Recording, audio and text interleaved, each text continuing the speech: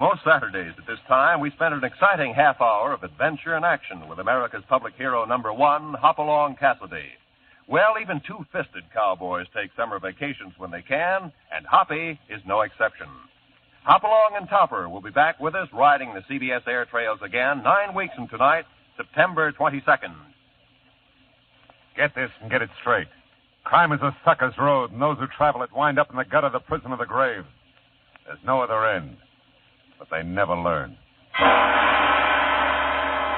From the pen of Raymond Chandler, outstanding author of crime fiction, comes his most famous character in The Adventures of Philip Marlowe.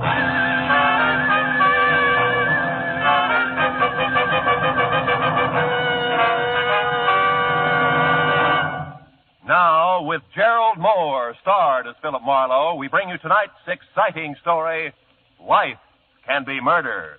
A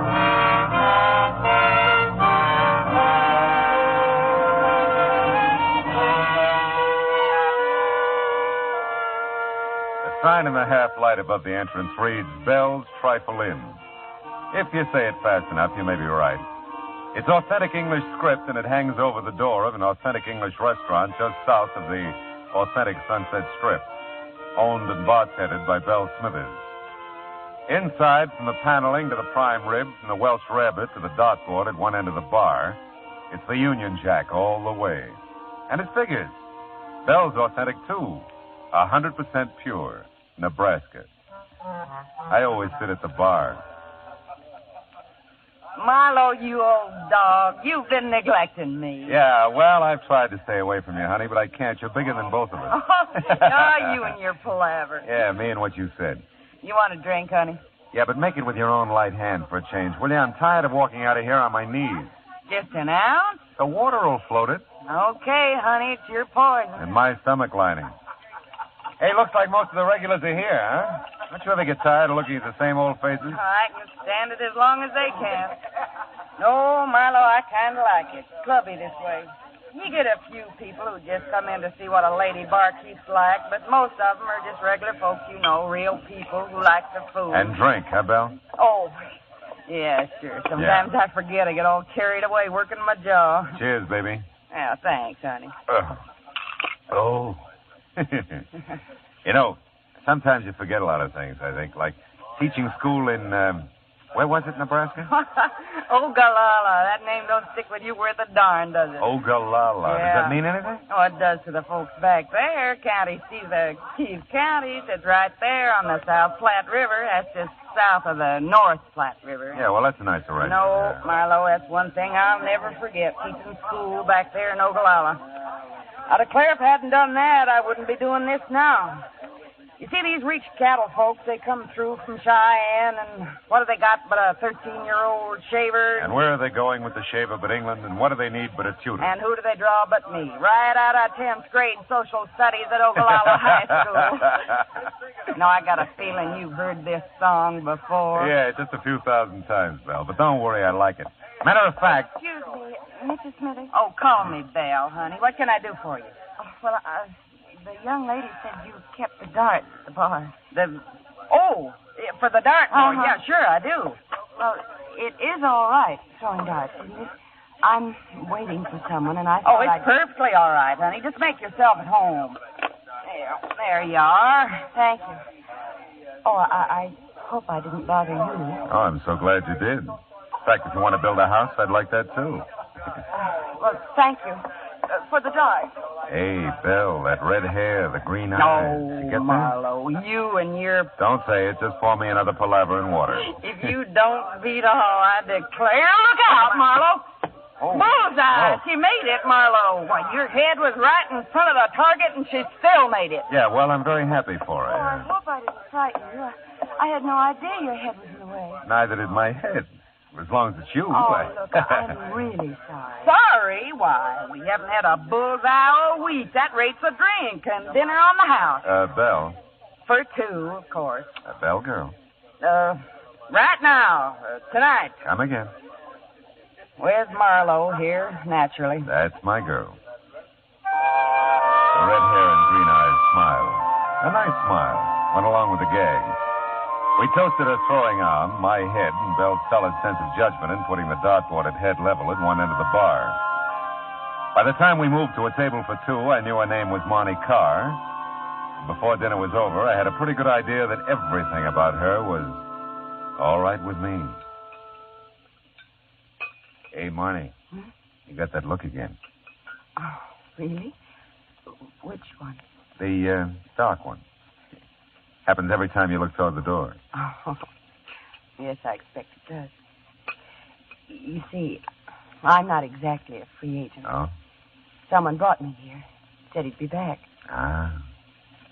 Think he'll object to our little party, is that it? No, not really. I guess I hope he doesn't come back. I hope so, too. Tell me, can I play 20 questions? I'd rather you didn't. Okay. You know, I really feel pretty silly. It's so easy being with you. Oh. Like I've known you a long time, and I practically picked you up.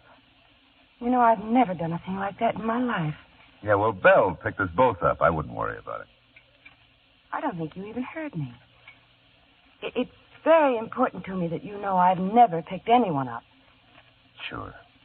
I believe you. You know what I mean, then? Mm-hmm. It's like I'm doing something wrong and I should feel guilty about it. But I don't. Oh, dear.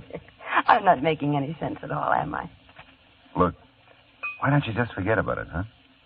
You said you felt easy with me. That's enough, isn't it? Yes, that's enough.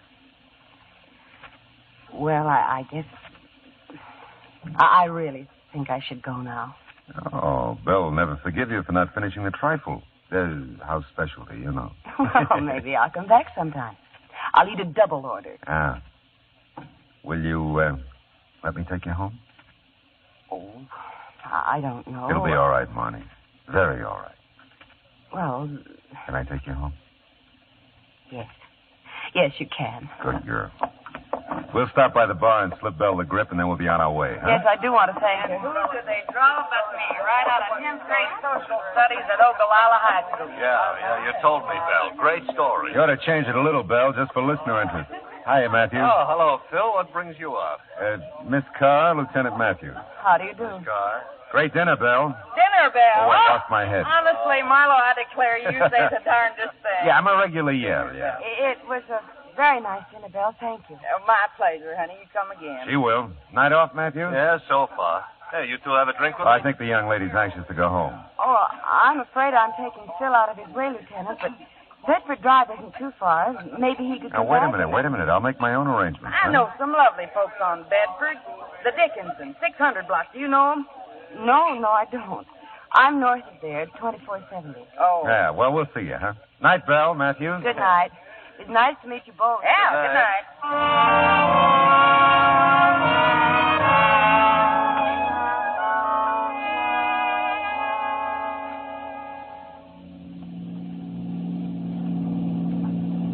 Turn right at this corner. It's the last house on the Oh. Say, Marnie, can we do this again? Oh, I don't know, Phil. Are you usually at Bell's in case I get the urge to throw darts again? Yeah, well, I also have a home, and I'll get a dartboard. Let's keep it at Bell's. Maybe later sometime I'll... Oh, wait a minute. This What? is the house. Oh. Hey, looks like you got company. Car in the driveway. Yes, I see it. I wonder... The guy who was supposed to come back and didn't? I'll say goodnight here, Phil. Don't bother coming to the door. Oh, now, look, I think I mean it. Well, maybe I'll see you at Bell's again.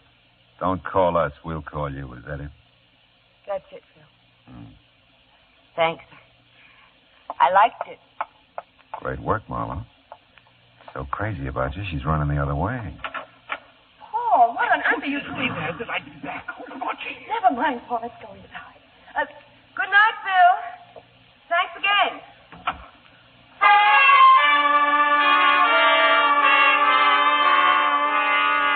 It wasn't ideal the way the evening ended. Not the way I'd planned it, but then how could you plan an evening like that? Girl meets dart, girl throws dart, girl meets boy. Didn't make much sense, but it didn't have to. It was a nice evening. Short, but nice. Monty Carr was a nice girl. And I decided to leave it at that. Nice girl. It was straight up 11 o'clock when I got home. I thought about the red hair and the green eyes for several pleasant minutes, and then I went to bed, to sleep. Perchance to dream. Oh, well.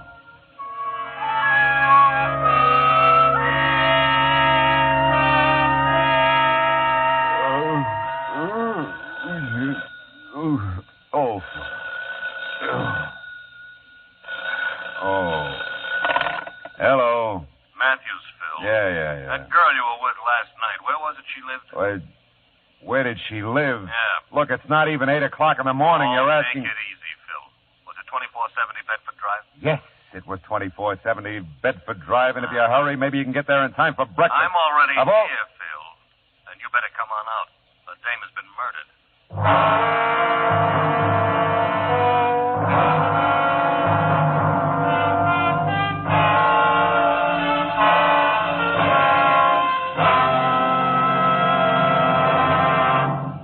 In just a moment, we will return to the second act of Philip Marlowe. But first, so you think this old world of ours is fresh out of miracles?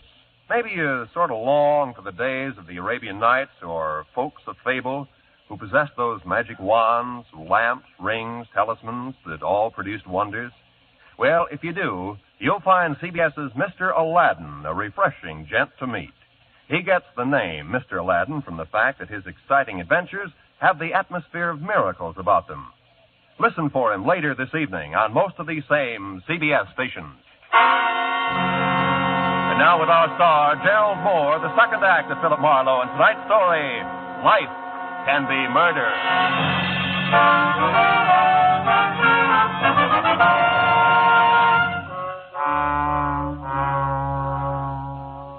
All the way to Beverly Hills, I tried hard to see the face of the guy in the doorway the night before. Paul, Monty had called him. But it was no use. You can't remember a face you never saw. And the car in the driveway when I took her home, a Chevy Coupe, gray, two-door, 49 or 50. There are millions of them. It had been blue and bright with stars the night before. The morning was hazy, overcast. And so was I. Matthews met me at the door. Come on in, Phil. Sure. Tell me, how long you known her? Last night. You sure? I'm sure. Any idea what happened? Oh, yeah. Someone was looting the place. The back door was jimmied and some stuff missing. This dame must have interrupted it and got herself killed. Where is she? What, the corpse? Yes, the corpse. In here.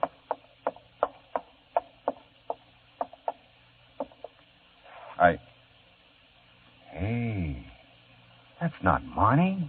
Did I say it was? Oh, no, but I thought that... Never mind, do you know who this is? Yeah.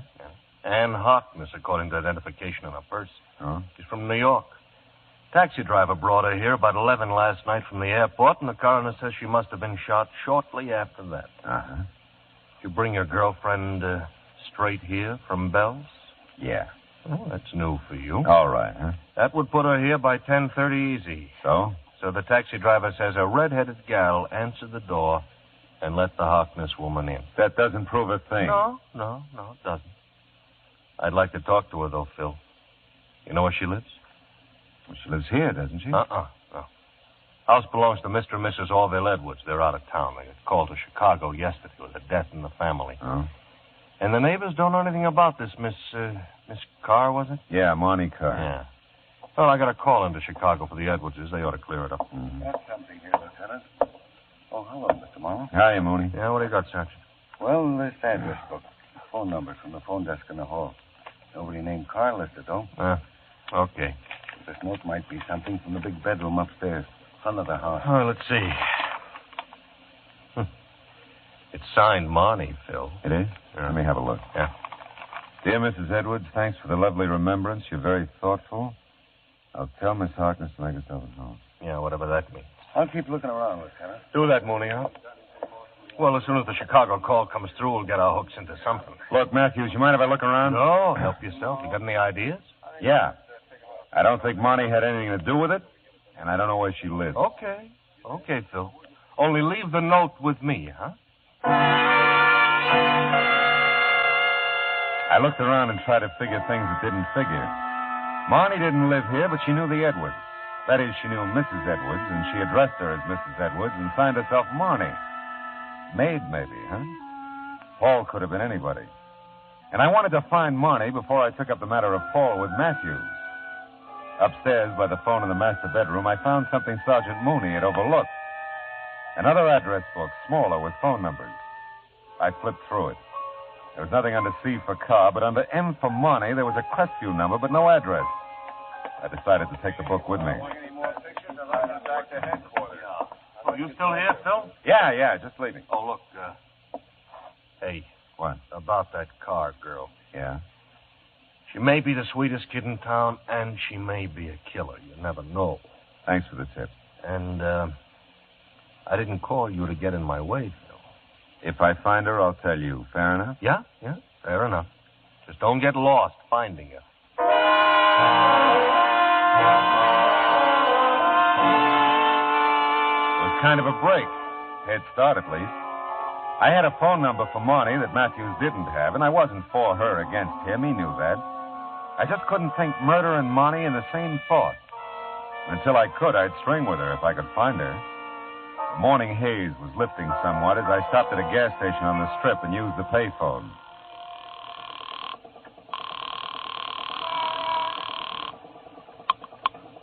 Mr. Felix's, good morning. What'd you say this was? This is Mr. Felix's beauty salon. Oh, is Marnie there, please? I'm sorry. Miss Marnie's not in today. Can someone else help you? Oh, no, Look, would you be kind enough to give me a home phone? I'm sorry, sir. We're not allowed to give out phone numbers. Oh, but I'm an old... It doesn't matter who you are. I can't give you her number. Okay, thanks.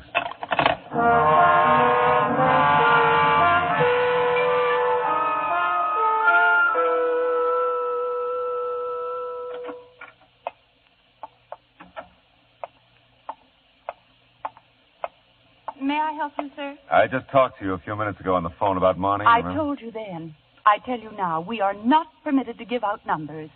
How did you find us? Well, Mr. Felix is in the book and Marnie's not. Look, really, this is important. I'm doing this for her. I've given Mr. Felix my word, and I've never broken it. Yeah, well, I don't doubt it. Oh, Marnie's friend here. You know the special one? She keeps talking about her all the time. Isn't it strange? I can't remember her name. Peg? Yes, Peg. Sure, that's the one. Can I talk to her? Well, Oh, all right. Oh. 36. Desk, please. 36, please. Thank you. I hope this never gets back to Mr. Felix. I can't imagine what he'd think. Oh, I can't either, but don't worry. My lips are sealed. You blasphemy, Liz? Oh, yes, 36. Peg, this gentleman. Over here, Peggy. It's about Marnie. Ah? What about mine? Well, I don't have a home phone or her address. She wouldn't give it to you, huh? Well, no. She wouldn't. You look all right to me. What's wrong with you? Nothing. I'm a nice, clean-cut fella. Yeah. Looks like. Yeah? What do you want with Marnie? Yeah, well, I just want to see her. Good enough reason? Best in the world. Mm. She don't feel too well today. She called me first thing this morning. Your fault? No, I don't think so, no. Tell me, what did she say when she called? But she didn't feel too well. Ah. Well, now, look, Peg, does Marnie go out to Mrs. Edwards often? Just when she's called to do her hair. Mm-hmm. Good enough reason? You're best in the world. Do I get that phone number? Ridgely 0040. 0040. Yeah. And that's 1637 North Vermont, apartment B. Ridgely 0040, 1637 North Vermont, apartment B, Yeah. huh? And walk softly by A. That's the landlady. Yeah, well, I'll remember. Thanks, Peggy. And if you don't find her, come back. I'll give you mine.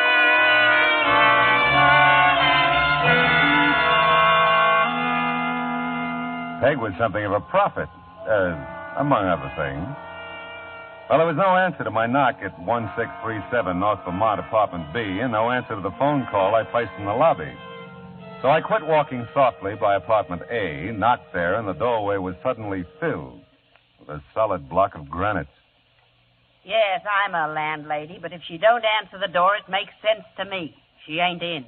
Well, have you seen her this morning? Ain't seen her since she went to work yesterday morning. Ain't seen him either. Her husband? Husband? Young man, even if I knew, I wouldn't tell you.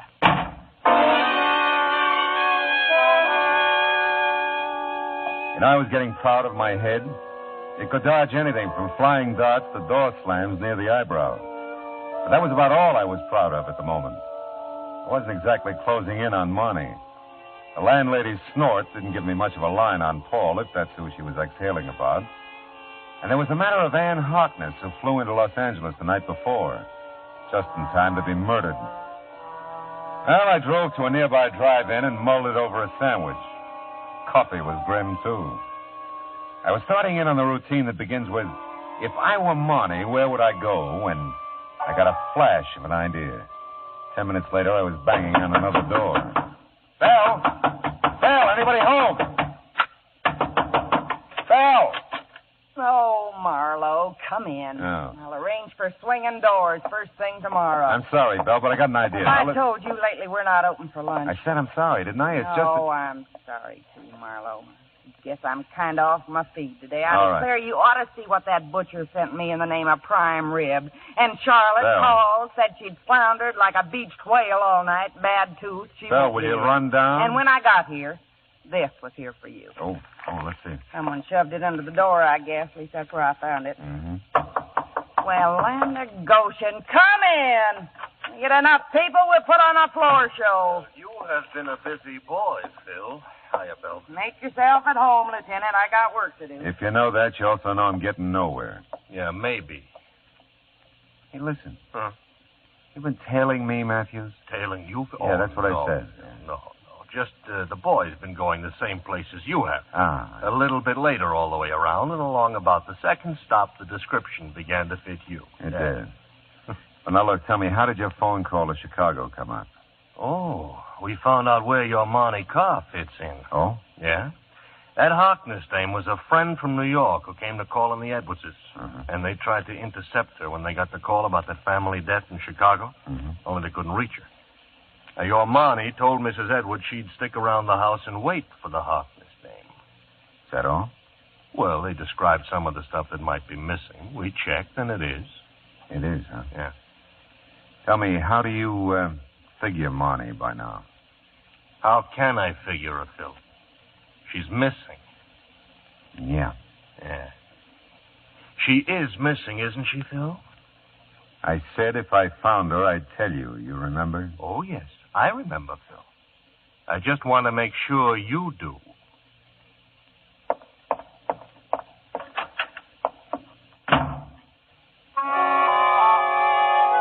I had a reason for not telling Matthews about the note Bell gave me. It was signed Marnie, all right, but it wasn't the same handwriting I'd seen in the note she left for Mrs. Edwards. It said, Phil, meet me at 8:30 tonight in the park above the bluffs of Santa Monica. That was all. Except 8:30 was like 6 hours away. And it's just dark here at 8:30. And a fella can get killed keeping that kind of an appointment.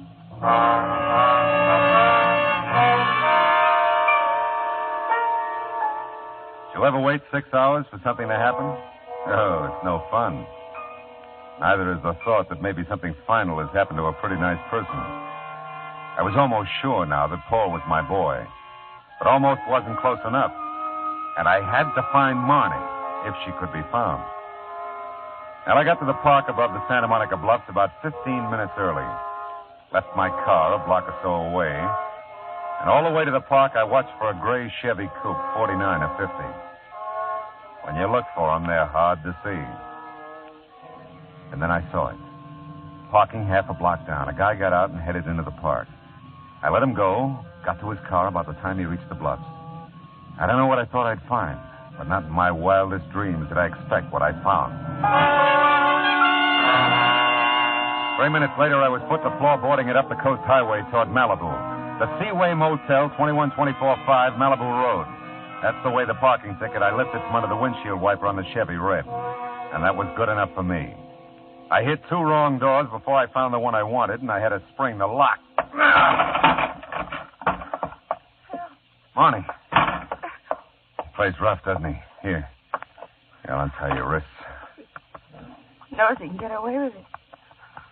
Phil, I've been such an idiot. You love him a lot, huh? Who doesn't love their own kid brother? Paul is your kid brother? Yeah, all mine. Write it down somewhere, Phil. Big sisters don't make good mothers. Take it easy, honey. You're okay now. Sure, I'm fine. First I catch Paul stealing from the Edwards. Then I stand there like a zombie and watch him shoot down a woman he's never seen before. Take it easy, honey. Oh, Phil, I'm sorry I didn't want to drag you into this. He asked me who you were when you brought me to the Edwards last night. I'd never heard of you, but Paul had. And... Wait a minute. That's probably him now. Be careful, Phil. He's crazy. I'll be ready for him. Right behind the door. Your bright boyfriend stood me up. We've got to get out of here. Oh, Hey, what is this? You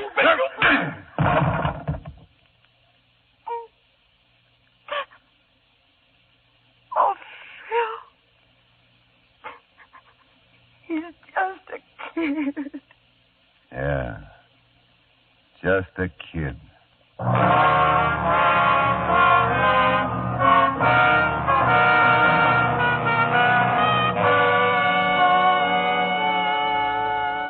I called Matthews and wound it up. Everything checked, everything balanced. Paul cried like the baby he was and blabbed his head off when he came to. Monty just cried. Funny how many people dispose of anything from mayhem to murder with the phrase, he's just a kid. I bet someone said that about Capone, Dillinger, and Pretty Boy Floyd. Now take Marnie.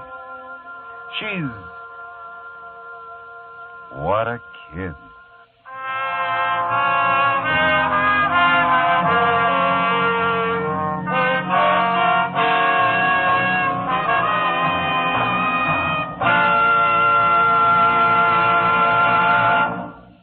The Adventures of Philip Marlowe, bringing you Raymond Chandler's most famous character, star Gerald Moore, are produced and directed by Norman MacDonald and written for radio by Kathleen Height.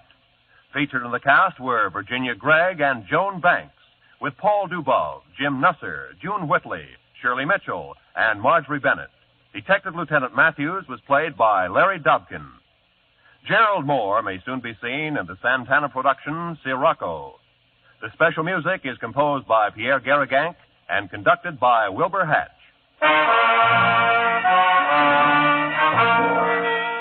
Be sure to listen again next week at the same time when Philip Marlowe says... This time a pair of crossed telephone wires put the good neighbor policy into effect.